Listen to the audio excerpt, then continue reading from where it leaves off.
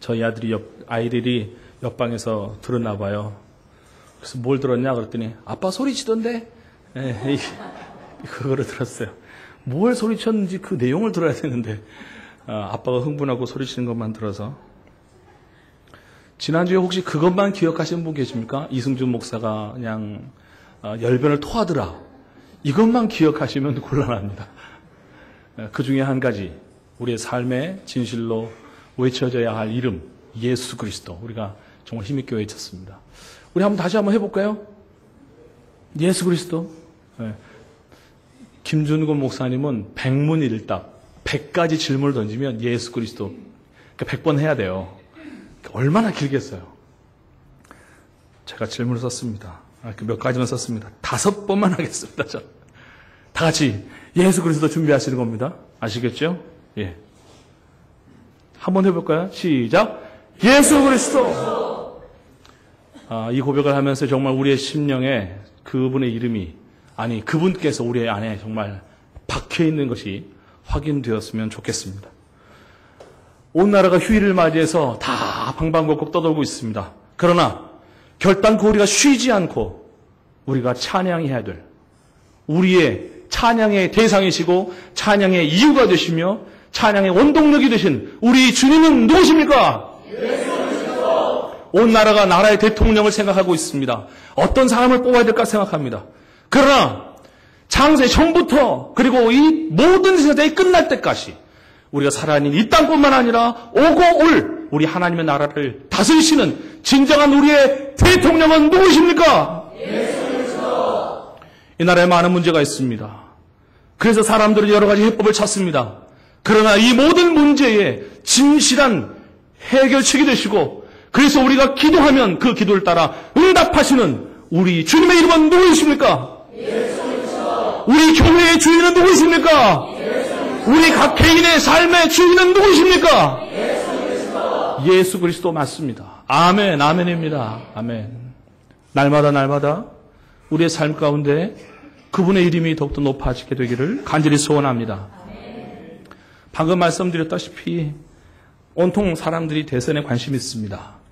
3파, 이 3자 구도냐 아니면 양자 대결이냐 이런 것 가지고 서울만 그런 줄 알았더니 지방 갔더니 물어봅니다. 서울에서 내려오신 분이 혹시 더 많은 정보를 알 수 있을까 싶어서 서울의 흐름은 어떻습니까? 라고 저에게 묻더군요. 그래서 그냥 되는 대로 말씀드렸습니다. 제가 뭘 알겠어요.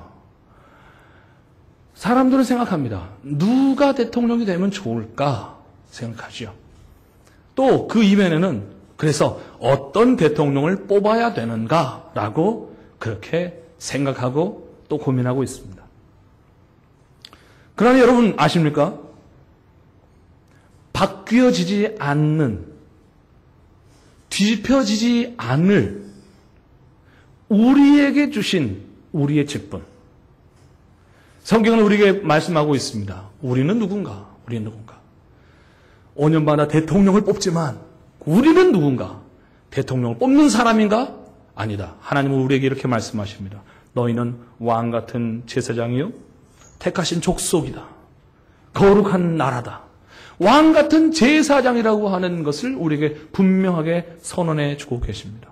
하나님 나라의 왕 같은 제사장으로, 하나님 나라의 왕으로서, 그리고 그 백성들 앞에 제사장과 같은 모양으로 서 있는 우리, 그러한 우리가 이 땅을 어떻게 살아가야 할 것인가? 하나님 나라를 이끌어가는 지도자로서 우리 하나님은 우리에게 무엇을 기대하고 계시는가? 무엇을 소원하고 계시는가? 하는 것을 우리가 조금 더 분명하게 붙잡을 필요가 있습니다. 양쪽이죠. 이 땅의 대통령을 누구를 뽑아야 할까? 이 땅에 세워진 지도자인 우리는 어떻게 그 일을 감당해야 하는가? 하나님은 우리에게 무엇을 기대하고 계시는가? 이 두 가지, 이 땅과 그리고 하나님 나라에 대하여 우리의 지대한 관심을 가지고 나아가는 우리 모두가 되었으면 좋겠습니다. 하나님 나라의 역사, 하나님 나라의 지도자를 통하여서 전개됩니다. 오늘 그에 대한 어떤 이치를 가지고 하나님께서는 지도자에게 기대를 가지고 이끌어가기를 원하시는가? 그것을 성경 말씀을 통하여 생각해 보고 싶습니다. 다 같이 신약성경 빌립보서 1장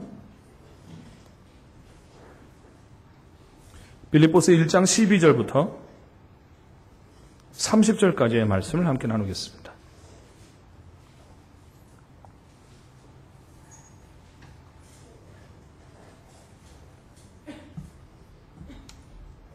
교독합니다.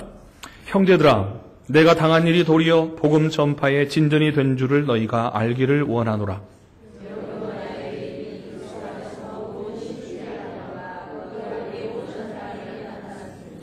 형제 중 다수가 나의 매임으로 말미암아 주 안에서 신뢰함으로 겁없이 하나님의 말씀을 더욱 담대히 전하게 되었느니라.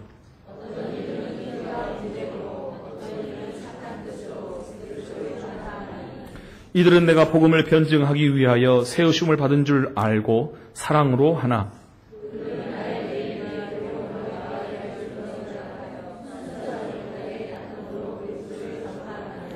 그러면 무엇이냐? 거칠애로 하나 참으로 하나 무슨 방도로 하든지 전파되는 것은 그리스도니 이로써 나는 기뻐하고 또한 기뻐하리라.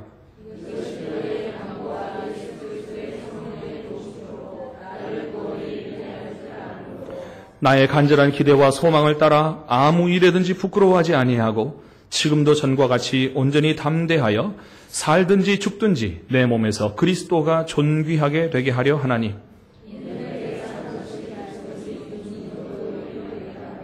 그러나 만일 육신으로 사는 이것이 내 일의 열매일진데 무엇을 택해야 하는지 나는 알지 못하노라.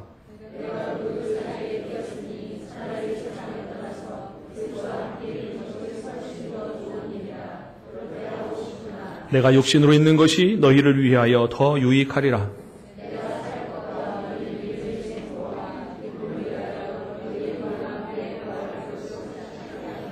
내가 다시 너희와 같이 있으므로 그리스도 예수 안에서 너희 자랑이 나로 말미암아 풍성하게 하려 함이라.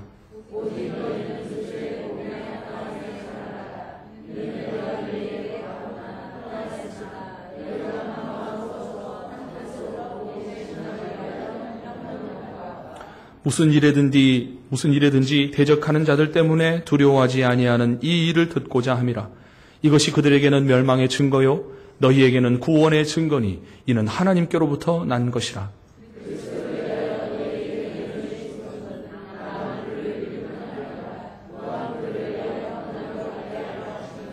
함께 읽습니다. 너희에게도 그와 같은 싸움이 있으니 너희가 내 안에서 본 바요 이제도 내 안에서 듣는 바니라. 아멘. 하나님 나라의 지도자로서 하나님께서 우리에게 거는 기대, 우리에게 갖고 계시는 그 소원은 무엇인가? 첫 번째, 하나님께서는 세워진 지도자들, 왕 같은 제사장들이 우리 주 그리스도께 단단히 매어 있기를 원하십니다. 대통령을 위해서 우리가 기도할 때 이렇게 기도하지요. 백성들을 알고 백성들의 정말 유익을 위하여서 그리고 백성들을 두려워하는 또 하나님을 두려워하는 그런 사람을 놓고 우리가 기도하고 있습니다. 하나님 나라의 지도자는 여기에 쓰여진 대로 그리스도께 단단히 매어 있어줘야 합니다. 단단히 매어져 있다고 하는 것을 어떻게 할 수 있는가? 사도 바울처럼 이렇게 감옥에 갇혀 있어서 이렇게 꽁꽁꽁 싸매어 있어야 된다는 그런 뜻인가? 그렇지 않습니다. 사도 바울은 여기 말하고 있죠. 12절에 형제들아 내가 당한 일이 도리어 복음 전파의 진전이 된 줄을 너희가 알기를 원하노라 말하면서 이러므로 나의 매임이 그리스도 안에서 모든 시위대안과 그 밖에 모든 사람에게 나타났다라고 말합니다. 나의 매임, 내가 묶여져 있는 그것. 그런데 단순히 그 사람이 감옥에 가 있다 정도가 아니고 그 사람은 그리스도에게 매여 있다고 하는 것이 나타났다는 뜻입니다. 이렇게 바꿔 읽으면 좀 더 분명히 됩니다. 이러므로 그리스도 안에서 나의 매임이 모든 시위대안과 그 밖에 모든 사람에게 나타났다. 그러니까 그리스도 안에서라고 하는 말이 그리스도를 통하여 알려졌다는 뜻이 아니라 나의 매어진 그것이 그리스도를 위하여 되어졌다라고 하는 그런 뜻입니다. 우리는 살아가면서 분명히 무언가에 매이게 되어 있습니다. 어떻게 그렇게 자신 있게 말할 수 있냐고요? 우리가 말하는 거, 또 우리가 반복적으로 행동하는 거, 그리고 중요하게 생각하는 거, 이런 것들을 살펴보면 알 수 있습니다. 타령이라는 게 있죠, 타령. 제가 제 아내한테 물어봤습니다. 여보, 몽금포 타령 있지? 물어봤더니, 왜요? 오늘 타령 한 곡 좀 뽑으려고 그러냐고. 좀 불안했어요. 이목으로 뭘 뽑겠습니까, 제가. 몽금포 타령, 뭐 장산꽃 마루에, 그 다음 가사는 모르겠어요. 거기까지. 무언가를 하면서, 그러니까 무언가를 하면서, 반복적으로 하면서 부르는 그런 노래. 그래서 거기다 타령을 붙이잖아요. 새를 잡든지 새를 보면서 부르든지, 그래서 새 타령. 군밤을 구웠는지 군밤을 샀는지 모르지만 하여튼 군밤 타령. 또 경복궁 놀러 가서 했는지 경복궁 타령, 몽금포 타령, 별의별 타령이 다 많습니다. 타령. 맨날 입으로 그거를 이야기한다는 뜻이죠. 여러분 집에는 어떤 타령이 있습니까? 저희 집에는요, 먹을 거 타령이 있습니다. 밥 타령. 먹을 거 타령. 입에 붙었어요. 배고파. 예. 그래서 어머니들이 너는 왜 맨날 그 먹을 거 타령하냐고 그렇게 말씀하지 않아요? 그렇죠? 입에 붙어 있습니다. 반복적으로 말하는 것이죠. 또 그것뿐입니까? 말하는 게 아니라 행동하는 것에도 그 반복적인 것에 매여 있습니다. 맨날 같이 노름하면 너는 왜 그냥 맨날 노름 타령이냐? 그렇게 말을 하죠. 이게 저희 집에는 조금 업그레이드 돼가지고요. 잠실로 이사를 와가지고 놀이동산 타령이 저희 집에 생겼습니다. 정말 한 달, 글쎄요, 한 2달 사이에 한 2번 이상 가는 것 같아요. 저만 빼놓고 우리 큰애만 친구들이랑 같이 이렇게 해서 자주 하는 그런 일들을 통해서 그 속에 매여 있는 것을 보게 됩니다. 우리 추석 명절을 지내신 우리 어머님들 어떠셨어요? 아침에 일어나서 밥하고 설거지하고, 그러면 또 점심 돼서 또 밥 차리고 설거지하고, 밥 차리고 설거지하고. 그래서 저희 집안에 돌아가신 한 어른은 이렇게 말씀하셨습니다. 밥 좀 안 먹고 살았으면 좋겠다. 예. 여러분도 하셨는지 모르겠어요. 약 하나씩만 먹고 살았으면 좋겠다. 그러셨어요. 그냥 낼름 한 그릇 한 날 먹으면 배부르는 그런 세월이 얼른 왔으면 좋겠다. 굉장히 앞서가셨던 분인데 반복적으로 했던 그 일이 너무나 지긋지긋해서 그래서 그렇게 말씀하셨습니다. 또 어떤가요? 중요한 것에 사로잡혀 있으면 그것을 말하게끔 되어 있습니다. 결론적으로 나아가다가 그래서 그거 얼만데? 라고 물으면 이 사람은 경제적인 것에 대해서 많이 생각하는구나. 그래서 얼마나 벌어왔는데 열심히 봉사하게 되는데 결론적으로 맨 나중에 그래서 번 돈이 얼마입니까? 이렇게 물으면 결국 돈에 관심이 있다는 것이요. 중요한 것, 자기가 그렇게 생각하는 것에 우리는 매여있게 마련입니다. 돈에 대해서 매여있든지 건강에 대해서 매여있든지 아니면 어떤 방법적인 것, 주식이든지 병원이든지 다양하게 매여있을 수 있습니다. 근데 사도 바울도 매여 있었단 말이에요. 사도 바울도. 그냥 감옥에 매여 있는 것만이 아니라 그의 모든 생각들, 그의 모든 삶이 매여져 왔던 삶이었습니다. 사도 바울이 지금 여기 기록하고 있는 내용에 보면요, 이렇게 되어 있습니다. 자기의 매여 있는 것이 자기를 호위하는, 지키는 시위대원과 모든 사람들에게 이것들이 다 전파되었다. 그것뿐만 아니라 자기가 지금 옥중에 있음으로 인하여서, 매여 있음으로 인하여서 어떠한 경쟁적인 일들이 일어났는데 형제 중에서는 선한 마음을 가지고 그리스도를 전파해야 되겠다라는 사람이 있었고, 어떤 사람은 드디어 바울이 아무것도 못하게 됐다. 그럼 우리가 하자 해서 바울의 속을 쓰리게 할 그런 목적을 가지고 경쟁적으로 그리스도를 전파하는 이런 일들이 있었단 말이죠. 이 소식이 들려왔습니다. 근데 바울이 이런 소식을 듣자 뭐라고 이야기하냐면 18절에 거칠애로 하나 참으로 하나 무슨 방도로 하든지 전파되는 것은 그리스도다, 이렇게 이야기를 하고 있습니다. 그래서 나는 그것을 기뻐한다라고 말하죠. 여러분, 사도 바울이 자기에 있는 처지를 놓고 지금 긍정적으로 바꿔서 생각한다, 이렇게 보시면 너무 좁게 보는 겁니다. 아니요, 그렇지 않습니다. 사도 바울은 지금 그래, 좋게 생각하지 뭐 이런 정도가 아니에요. 온통 그를 사로잡았던 것은 무엇인가? 그리스도가 그를 사로잡았던 거예요.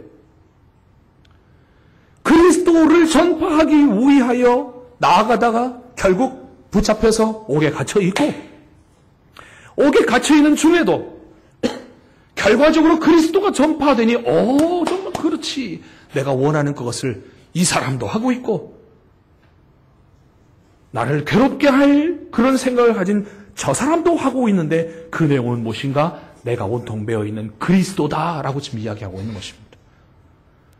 그러니까 이 사람, 아까 말씀드린 표현을 바꾸면 이분은요, 그리스도 타령을 하고 있는 거예요. 그리스도 타령.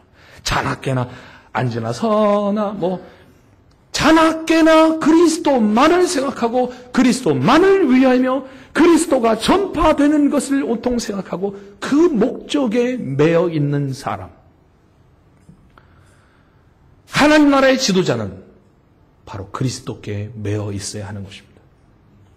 그리스도 타령이라고 제가 말씀드렸습니다. 반복적으로 말하기 때문에 그리스도 타령이라고 할 수 있을 것입니다. 그런데 타령을 조사해 보니까 타령, 혹, 취타 이렇게 번역이 되더라고요. 바뀌어 표현되는데 그것은 무엇인가? 임금님의 행진곡이다라고 말을 했어요. 그러면 그리스도 타령이다라고 말한다면 그리스도께서 행진에 나가시는 것을 위하여 부르는 노래다. 오직 그리스도만이 전파되어지는 것, 오직 그리스도의 나라가 뻗쳐나가는 것에 매여 있었던 사도 바울, 그리스도 타령을 부르는 그 모습처럼 하나님의 나라의 왕같은 제사장으로 세워져 있는 이 자리에 앉아있는 여러분 모두의 삶 가운데도 정말 그리스도 타령이 넘쳐나게 되기를 주의 이름으로 축원합니다. 왕같은 제사장으로 우리에게 거시는 두 번째의 소원은 무엇인가? 그 소원은 우리를 통하여, 바로 우리를 통하여 하나님 나라가 확장되어져 가기를 원한다는 사실입니다. 사도 바울의 삶을 보면 그렇습니다.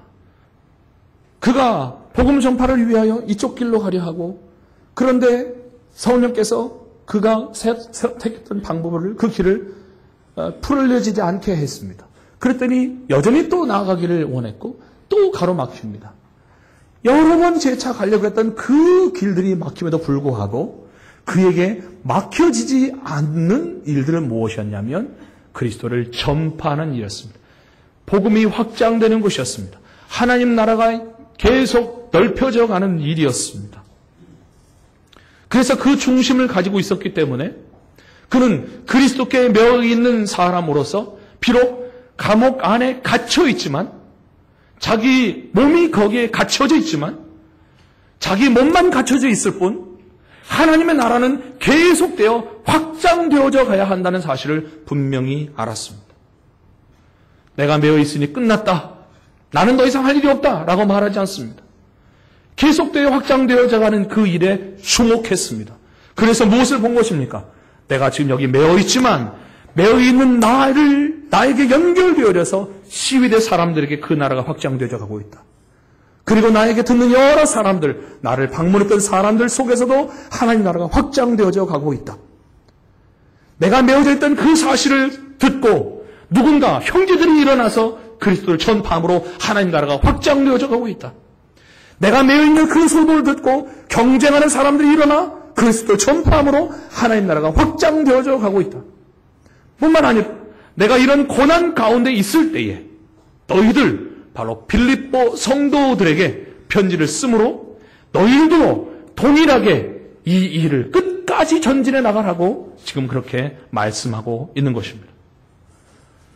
빌립보 성도들로 생각하면 자칫 위축될 수 있었습니다. 그도 그럴 것이, 초반에 빌립보 성도들이 바울에게 헌금을 하면서 그 일이 정말 계속 끝까지 진행되어져 가기를 그렇게 적극 후원했는데, 이제 그 일을 맡았던 사람이 그 사업의 CEO 같은 그런 분이 아무것도 할 수 없는 감옥에 갇혀버렸기 때문에 이제는 의기소침해질 수 있는 충분한 가능성이 있습니다. 그럼에도 불구하고 사도 바울은 그들을 향하여 말을 합니다. 나에게만 있는 싸움이 아니라고 말하는 것입니다. 너희들이 나를 후원했고 밀어주었지만 그래서 내가 여기까지 달려왔으나 동일한 싸움이 나에게가 아니라 여러분에게도 있다라는 것을 말하고 있습니다. 그래서 말을 합니다. 30절 너희에게도 그와 같은 싸움이 있다. 그와 같은 싸움이 있다. 그 싸움이 있는 것을 뭘로 아느냐? 너희가 내 안에서 보았다. 그리고 지금 내 안에서 듣는 바다. 내 안에서 예수 그리스도 그분께로부터 너희가 지금 전달받고 있다는 사실입니다. 007 영화 같은 걸 보면요. 가끔 주인공 말고 옆에서 신나게 그 일을 이렇게 수발하는 함께 뛰는 그런 조력자들이 있습니다. 그런데 뭐라고 이야기합니까? 몰래 가서 이거 특명인데 그러면서 이렇게 이야기를 하죠. 옛날 사극과 같은 부분에서 얼른 생각하기에 춘향전 대목에서 저는 참 궁금합니다. 이몽룡 말고 누구? 춘향이가 나오면 안 되고요. 방자. 이 방자 입이 얼마나 근질근질했을까요? 그죠? 그 극을 보면요. 그 거지 꼴을 하고 감옥을 찾아가서 이렇게 춘향을 위로하는 대목에 방자가 옆에서 말하고 싶어가지고 자기도 함께 그 일에 동참해 있으면서 거기에 얼마나 벅찬 언젠가 그날이 오면 나도 한몫 암행어사 출두요 그거 한번 해가지고 목에 힘을 줘야 되는데 함께 있는 사람들에게 얼마나 그것이 진전되어지기를 원하는 그런 마음들이 있는지. 사도 바울은요, 지금 자기가 예수 그리스도에게 매어서 하나님 나라의 확장을 해나가는 그러한 주인공의 역할을 해나가면서 지금 누구에게 그런 일들이 일어나기를 원하는가? 빌립보 성도들에게 그 일들이 그들 안에서 꿈틀거리면서 계속 이루어져 가기를 원하고 있다는 이야기예요. 나 끝났다. 달려가기 경주를 하면 다 달리고 나서 옛다 하고 딱 던져주면 손 털어버리는 그런 모양이 아니고 나도 지금 계속 달려가고 있고 주는 입장에서 야 벅찬 감격으로 너에게도 너의 싸움이 있다.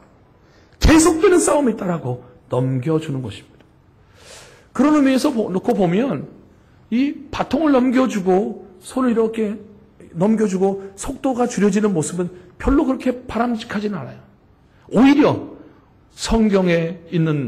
성경에서 발견되어지는 그림은 바통을 넘겨주는 것 같지만 실상은 끝까지 가는 겁니다.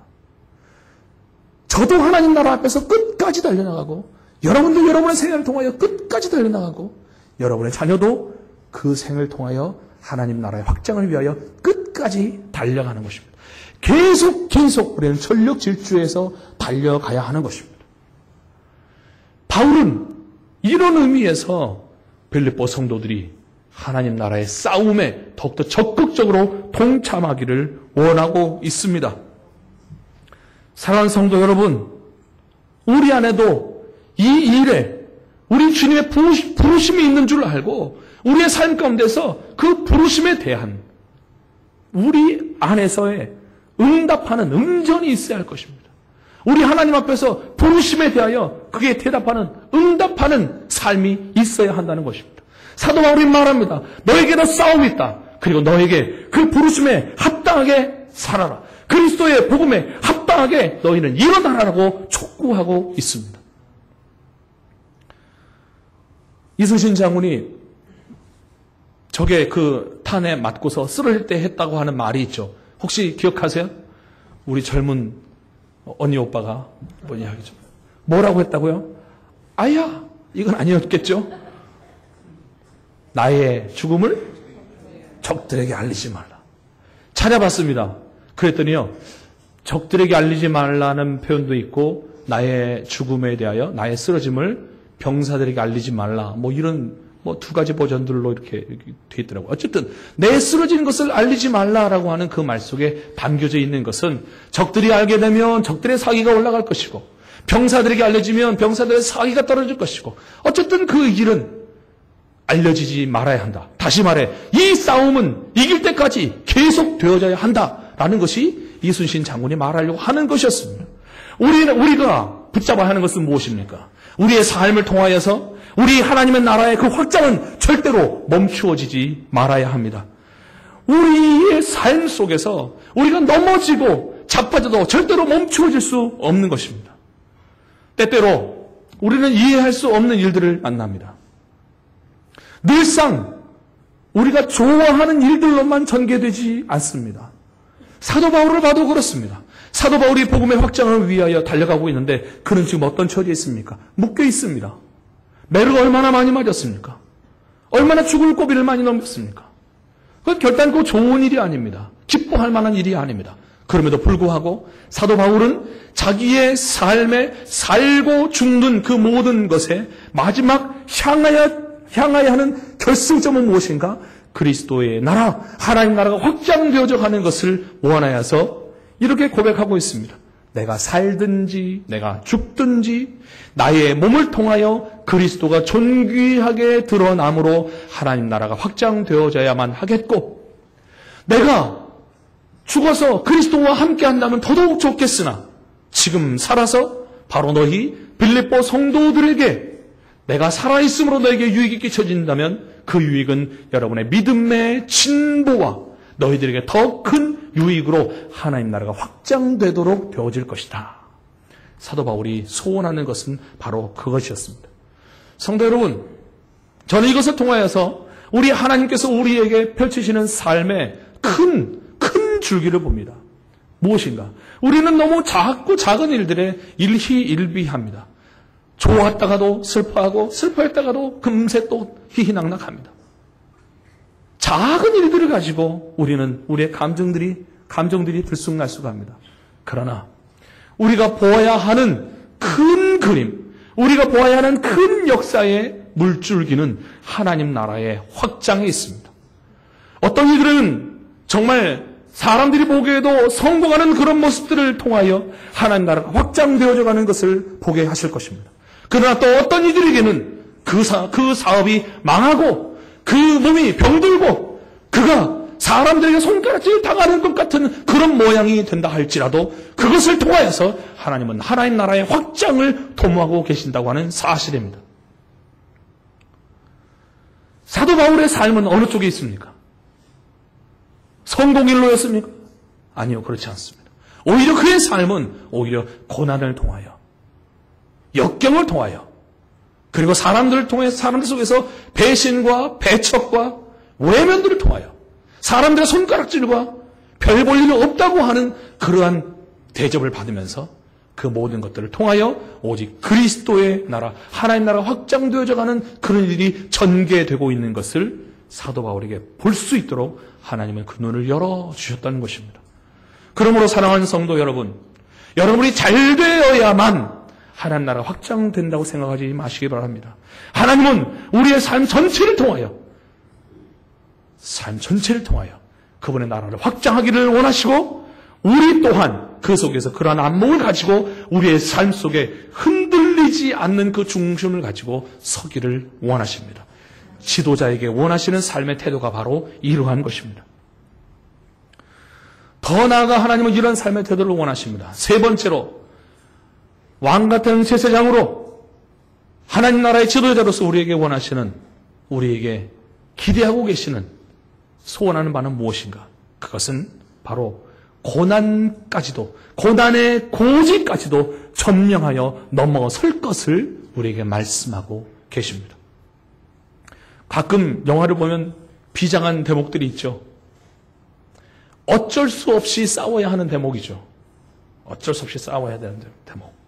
몇 명 남지 않은 사람들이 우리 그래도 끝까지 죽기까지 해보자. 근데 여러분, 영화는 거기서 좀 약간의 미화가 될 수 있지만 그러나 실상은 얼마나 비참합니까? 질 게 뻔하고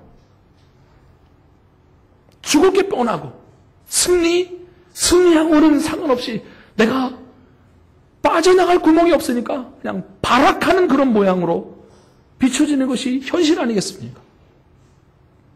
그러나 하나님께서 우리에게 원하시는, 우리를 이끌어 가시는 삶의 고지, 우리에게 진실로 우리가 서야 할 그 자리는 이 땅을 살면서 어떻게든 그래도 견디고 살아봐라 라고 말씀하시는 것이 아니라 그래서 고난이 닥쳐올 거니까 고난 이겨야 돼. 그런 정도가 아니고 고난 이후에 우리에게 주실 것에 대하여 분명하게 선언해주고 있다고 하는 사실입니다. 로마서 8장 17절에 말씀하고 있습니다. 우리를 누구로 말씀하는가? 하나님은 우리를 자녀라고 말씀합니다. 자녀이면 또한 상속자다. 하나님의 상속자요. 그리스도와 함께한 상속자니 그와 함께 영광을 받기 위하여 고난도 함께 받아야 할 것이니라. 그리스도와 함께 영광에 동참하는 그 사람은 반드시 넘어야 할 산이 있다. 그것은 바로 고난이라고 하는 그 산이다. 고난이라고 하는 고지를 넘어서야만 할 것이다 라고 말씀하고 있는 것입니다. 무엇을 위한 고난입니까? 나의 약함과 연약함 때문에 생겨나는 애매하고 어쩔 수 없이 사람들로부터 받는 그런 비난이 섞인 그런 고난이 아니라 그리스도를 위한 고난, 그 고난을 견뎌내야만 한다고 말씀하고 있는 것입니다. 우리 주님은 우리에게 말씀합니다. 우리에게는 분명하고 확실한 약속된 영광이 있고 보장된 승리가 있습니다.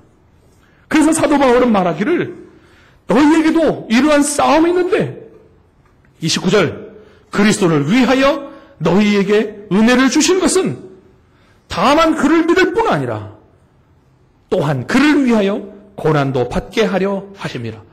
여기에는 기록되지 않는 부분이 있습니다. 그 뒷부분에 이렇게 기록되어 있습니다.